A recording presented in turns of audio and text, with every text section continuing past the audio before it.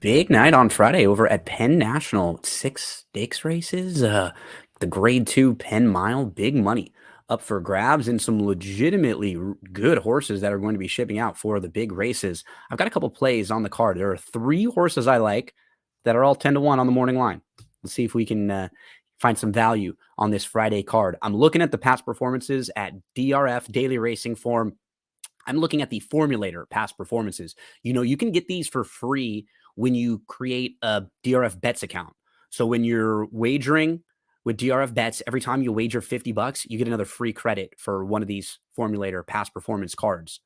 Let's go to the fourth race.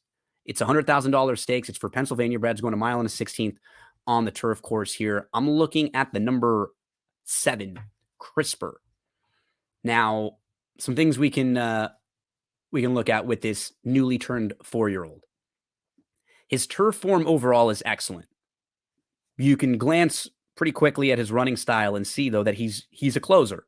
So it makes it a little more difficult for him to win a lot of races. You see seconds and thirds and minor awards because he just doesn't have as much speed as some others. They get the jump on him almost every time.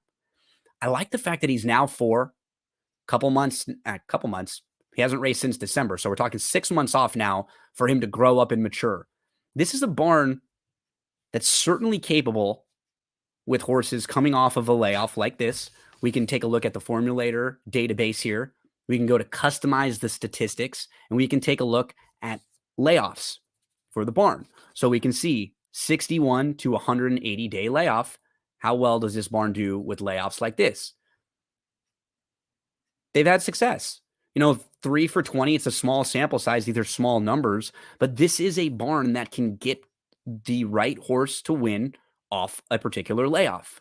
What I like is Crisper himself has won off a layoff, 140-day layoff. When he broke his maiden, it was in June. He hadn't run from January 18th to June. The layoff was very similar to this one, and it was his first start on the turf. It was 5 to 1, and he came from about 3 or 4 lengths off and won nicely.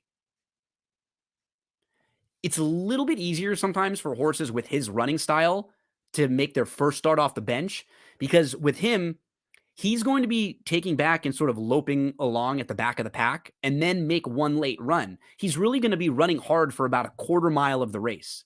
When you're a speed horse, you actually have to be running hard throughout the entire race, dealing with pressure a little bit more. I like Crisper in here, just seeing how it shapes up. Could get some speed from DJ.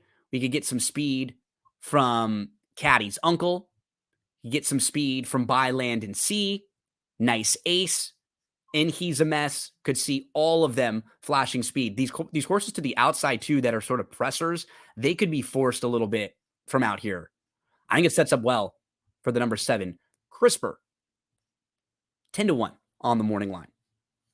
Let's move right next door. Race number 5 is the Penn Oaks, and it's $150,000 stakes for 3-year-old fillies on the turf. I like the number 8 in here, Selenia.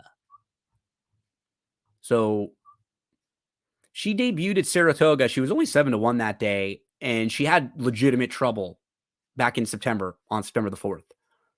She goes over to the Meadowlands meet on the turf. She wins. She breaks her maiden that day.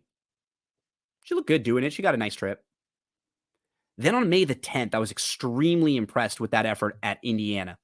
So this is her first start since September on May 10th.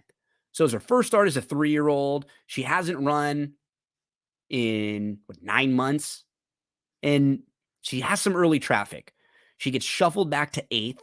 She's about 5 or 6 lengths off on the inside, but you could tell she's full of run. She's just trapped behind horses. She's inside. She has nowhere to go. And then she gets a great opening up the inside. She explodes. She actually geared down late. Visually, really, really impressive. I don't know who she's faced or what she's beat so far, but I do know she's got some ability, and they're going to give her the acid test here and see where she stacks up. The number 8, Selenia. Selenia? I never know how to say it, but I want to say anything for Salinas. The number 8, 10 to 1 on the morning line. That's a look at race number 5 at Penn for Friday night. Penn Mile is the 6th race, which is right next door. I don't really have a strong opinion in there. I think it's probably going to be pretty formful. Major Dude will be tough. You have Candidate, who wouldn't shock me, and Behind Enemy Lines. I just don't think any of them are going to provide quite enough value. But I do have one more to look at. This is in race number 8. So we're looking at a 6-furlong dirt sprint for Pennsylvania bred fillies. The horse I like is the 5. And this is a filly who's actually faced the boys and who's faced Open Company in both of her starts. So this race is against Pennsylvania breds. She's defeated Open Company. The number 5, Simply Stated. In her debut on August the 11th, she beats Open breds. She wins here at Penn. And then she's off from August all the way to May. She shows back up in May, on May the 6th, and she's in a race against the boys and again against Open Company.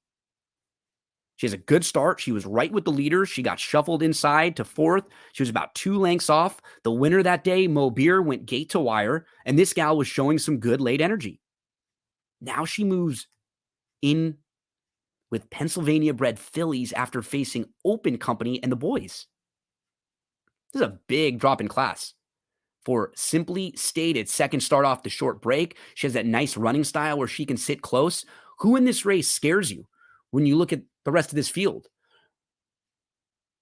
Hunting Coco comes out of some good races, but it's not as if she's overwhelming.